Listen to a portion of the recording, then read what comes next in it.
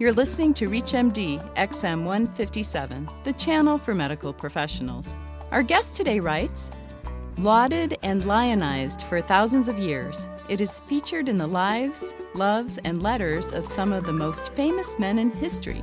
Shakespeare, Casanova, George Bernard Shaw, to name only a few. Of what does our guest write? Welcome to the ReachMD Book Club. I'm Dr. Leslie Lunt, author of You Can Think Like a Psychiatrist, your host, and with me today is Dr. Aine Collier. Dr. Collier is an assistant professor of English at the University of Maryland. She holds degrees in European history, international business, and English education. Welcome to ReachMD, Dr. Collier. Oh, thank you very much, Leslie. It's a pleasure to be with you. Now, what led you to writing a whole book about the condom? 9 years ago, I was doing some historical research for a couple of fictional writers who occasionally over the years have asked me to make sure that their fiction is correct, historically speaking. It's just a good fun for me, not a, big money maker. But one of those asked me if she could have her naughty heroine performing something other than her daytime duties as a tailoress. And she wanted her to be a tailoress of condoms. And it was all very funny, and it turned out that she was a soft porn writer, and I'd never even heard of the genre. But it gave me a good chuckle. And actually, when I got over my red face and I went digging, I realized that there wasn't really a history of this. And so it caught my imagination. So over an 8-year period, I just dug and dug and dug and dug some more and found it absolutely fascinating. 8 years? Yes. Wow. Well, I have to admit, I've never really thought about the history of the condom, and who knew it was so complex? Why don't you tell us where the condom originated? Well, the jury's out on that, but as far as written history, written into documents, clearly the Egyptians knew, understood, and used the condom. They made them out of fine papyrus, very fine animal skin. There have been examples found in tombs of very wealthy aristocrats. So we know that they had them. We know that the Greeks used something on the order of a condom, very much out of the same fabrics, if you will. And the Romans also seem to have picked it up. And it appears that it's shared knowledge, if you will. So it kind of follows the history of who conquered whom over years, and then they sort of pass that knowledge on.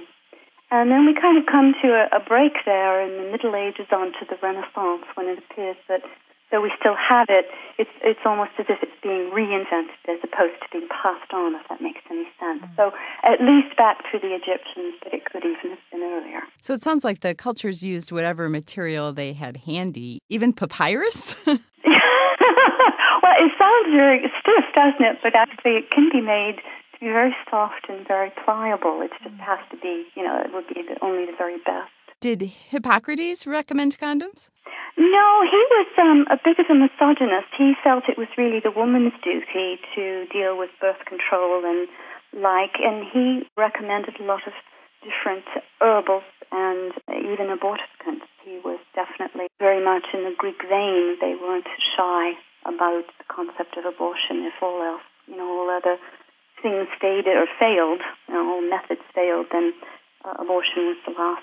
They were perfectly comfortable with that idea, but no, it doesn't appear that he was pro-condom man. One of the many things I learned from your book was about sex practices of the Romans, and you weave it in really nicely with how Latin and language developed. And one of the things that caught my fancy was the derivation of the word fornicate. Right. Yes, that actually comes from fornis, which is an Roman architectural term, and fornices were these sort of little hidey holes that were created out of the beautiful arches that the Romans were so famous for. And prostitutes who either didn't work from a brothel or work for a pimp, but were on their own, would often go into the circus, into the big buildings, looking for trade. And when they found something, they'd just scoot off into these kind of little hidey holes, these fornices, and turn a trick or two. And that's where we get that word fornicate, public sex. Wow, from an architectural term. Yeah, go figure. Now tell us what a victory condom is. Oh, well, it's a legend. I couldn't absolutely tell you on a stack of Bibles, which is absolutely true, but I found it in quite some interesting sources. Roman soldiers, supposedly, when they had won a battle and there were fallen enemies on the ground. Some soldiers supposedly would either take a piece of muscle from a fallen soldier or skin, and they'd kind of pull it out and dry it out and turn it into a condom to show the sort of very macho, very rather deeply psychological, I guess, show sort of the ultimate conquering of another man.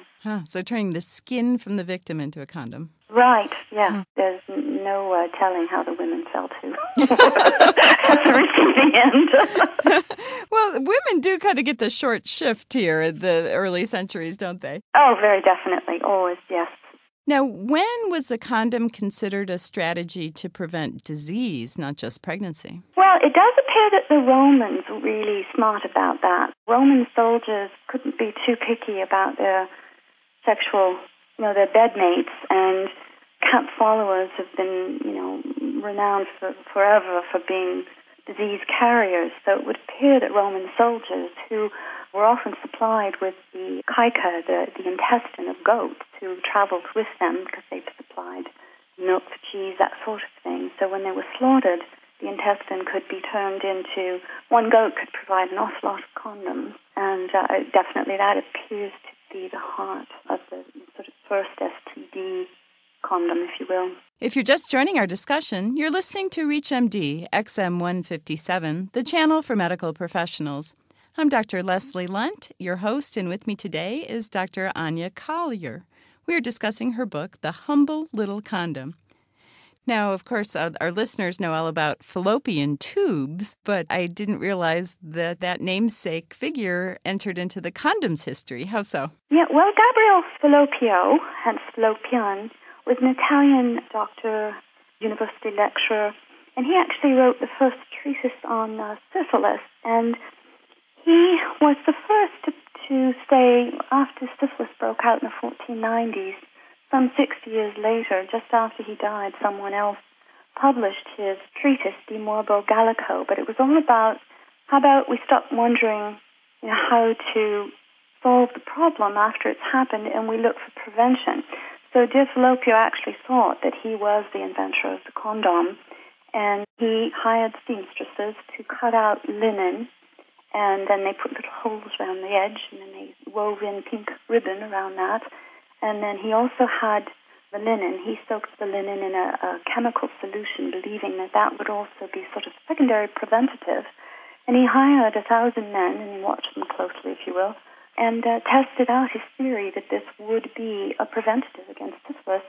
And he swore up and down that not one of his men, though they were sexually active, contacted the disease.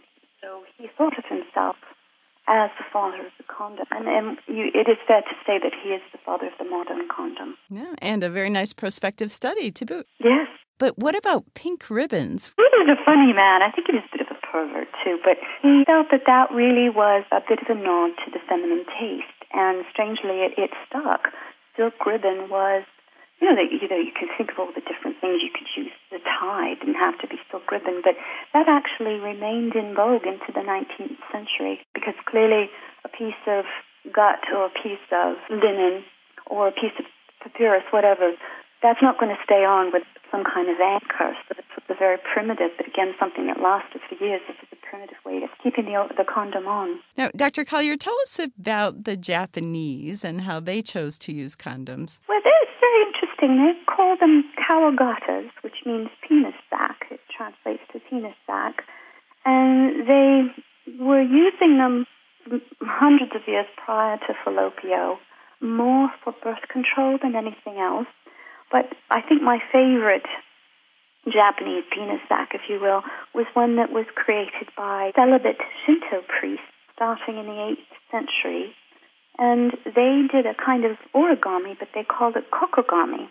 And they would make these beautiful, elaborate penis coverings in the shapes of what they called virile animals. And they even wrote out scripts for the men to read and women, and really, to the modern mind, kind of just so out there, but really fascinating to read about. They would hand these out to people who apparently were having a bit of problem in the bedroom, and they suggested all these different positions and told the men to think of themselves as the great lion. and they put these things on, and they couldn't possibly have been terribly practical to wear throughout, but they were supposed to make a man feel terribly virile and a woman feel like she had been captured by this very strong and virile animal. And this from celibate priests. I love it. Well, thank you so much for being a guest on our show today. It was my pleasure. We've been discussing the history of the condom as told in her book, The Humble Little Condom, with its author, Dr. Aine Collier. I'm Dr. Leslie Lunt. You've been listening to the ReachMD Book Club on ReachMD XM 157, the channel for medical professionals. We welcome your questions and comments. Please visit us at reachmd.com. Our new on-demand and podcast features will allow you to access our entire program library. Thank you for listening.